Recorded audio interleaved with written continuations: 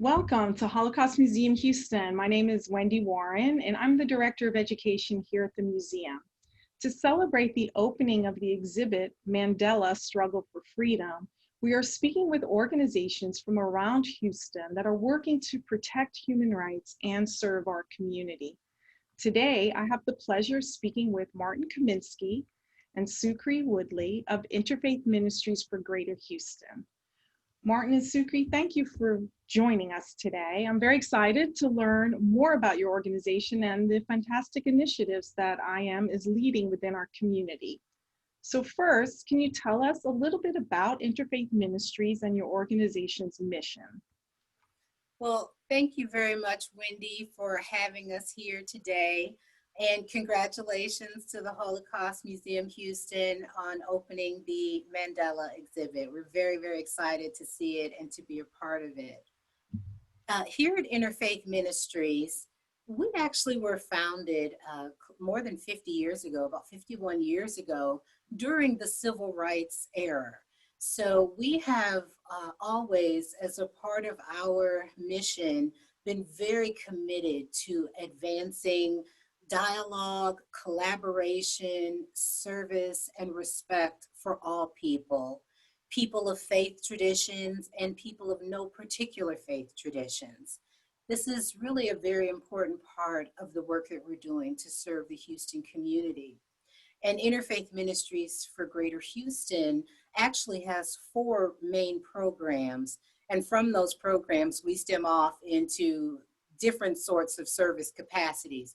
But those 4 programs are Meals on Wheels and Anna Meals. We are the largest Meals on Wheels provider in the state of Texas, and one of the largest in the country. And a lot of times people don't necessarily know that about Interfaith Ministries right here in Midtown Houston.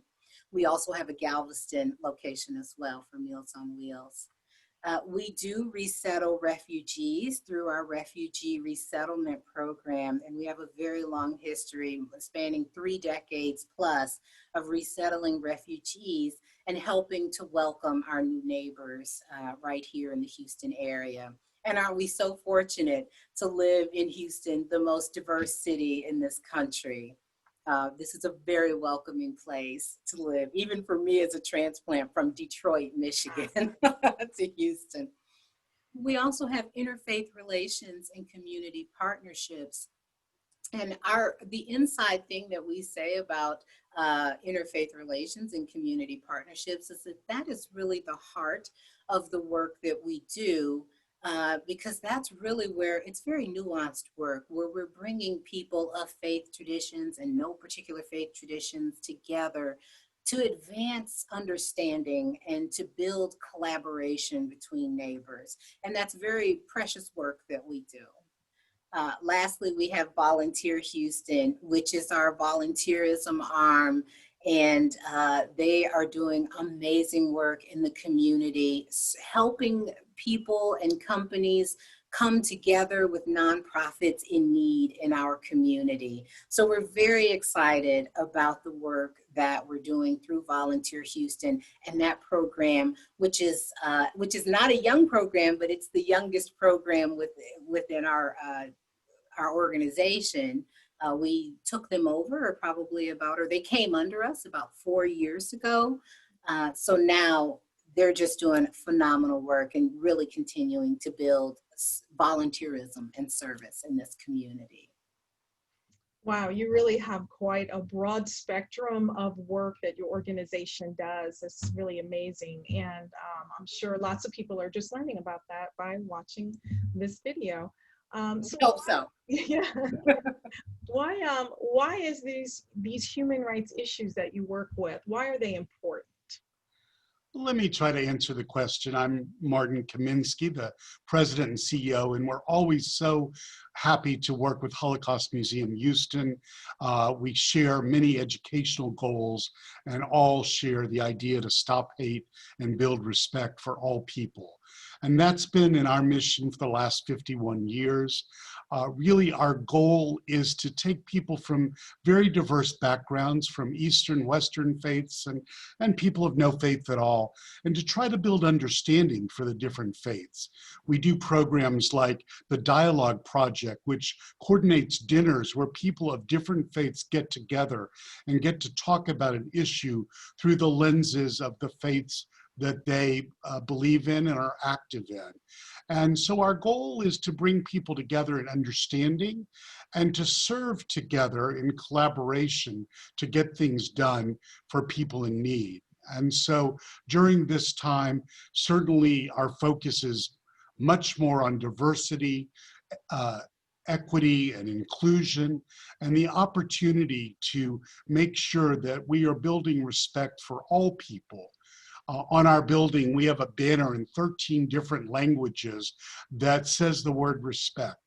And that's just a symbol of our efforts to try to bring people of many different faiths together. We recognize that we all look at the world through slightly different glasses, but we're all looking at a shared world, and we all have to have the vision to think about what the world needs, what the people of the world need, and to try to bring them together. And Houston is a great microcosm to be able to do that as the most diverse city in our nation, one that represents in relatively equal numbers very different people of different backgrounds, of different races, religions. And so we are very excited to have this opportunity to show the world how people can live together in harmony and in respect.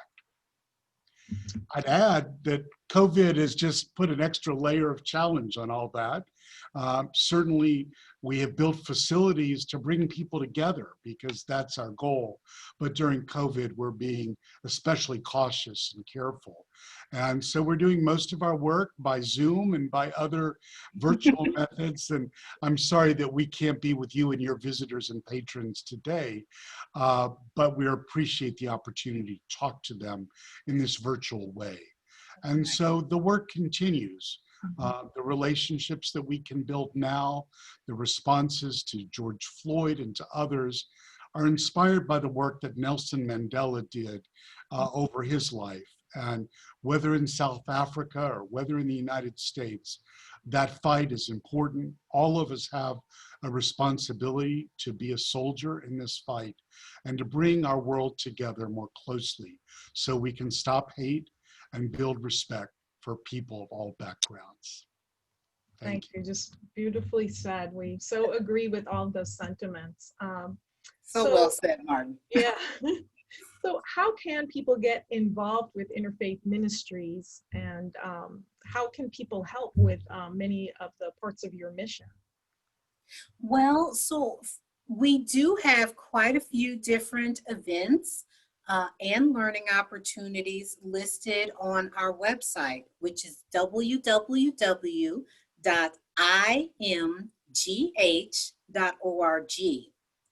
I will say, Martin touched on some of the work that IRCP is doing, but they offer a host of educational programs. Faith in Our City is one of them. The Dialogue Project, they're all under the Dialogue Project. So there's Faith in Our City, Vital Conversations, Dinner Dialogues. There's so many ways to connect and engage with people in the community, your neighbors and friends. Families are often welcome. And we just really encourage people to take some time, spend some time on our website and figure out a good path for them to connect and engage. Another area is Volunteer Houston. Volunteer Houston is a very easy portal to use. It's actually volunteerhouston.org. And people can go online, they can see needs immediately, and they also can activate their volunteerism practically immediately.